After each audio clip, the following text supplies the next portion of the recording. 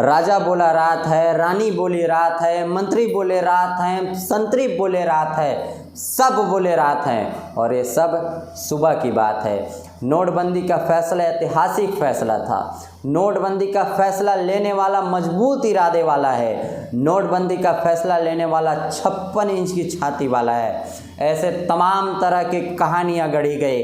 और नोटबंदी का जब फैसला आया तब टीवी चैनल में बैठे हुए एंकर इस बात को साबित करने में दिन रात लगे रहे कि नोटबंदी का फैसला ऐतिहासिक फैसला था। सरकारों ने बयान दिया कि नोटबंदी से भ्रष्टाचार और आतंकवाद खत्म हो जाएगा, लेकिन 2019 में पुलवामा हमला हुआ, कई तरह के भ्रष्टाचार हुए, कई तरह के नक्सली हमले हुए और 2023 के आते आते सरकार ये कह रही है कि 2000 के नोट को बंद करने से भ्रष्टाचार खत्म हो जाएगा।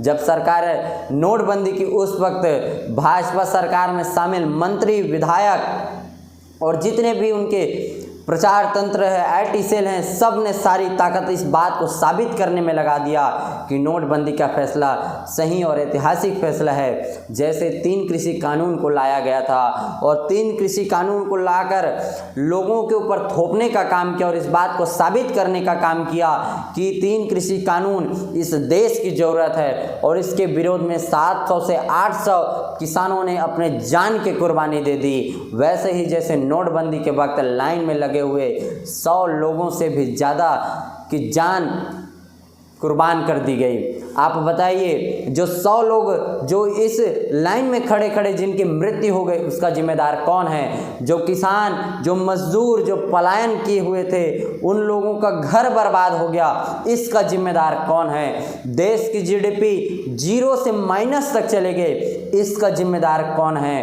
तो कहीं ना कहीं सब के जिम्मेदार उन्हीं लोग हैं जिनको इस देश में 56 इंच और मजबूत इरादे वाला बताया गया। जो 2023 के आते आते मजबूत इरादों वाला व्यक्ति अपने ही ऐतिहासिक फैसलों से वापस मुंह मोड़ लिया।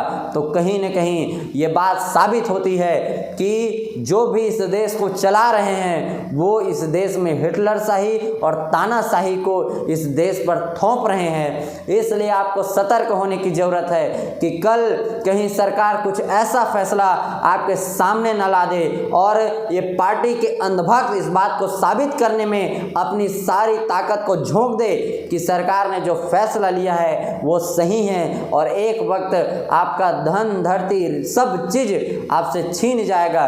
इसलिए आपको सतर्क और सावधान रहने की ज़रूरत है कि इस देश में लोकतंत्र चलता है और लोकतंत्र सबकी साझा विरासत से चलता है, सबके सूझबूझ, सबके विचारों से चलता है। लेकिन सरकारें अपनी तानाशाही रवैया के चलते देश में ऐसे डिसीजन थोपते रहेंगे और देश इन्हीं सब डिसीजनों की वजह से, इन्हीं सब फैसलों की वजह से ये देश का जीडीपी और इस देश की जो विकास दर है वो शिथिल होते जाएगी।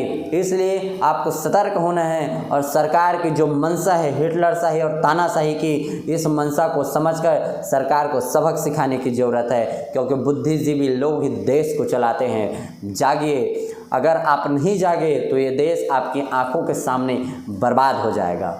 जय भीम, जय भारत।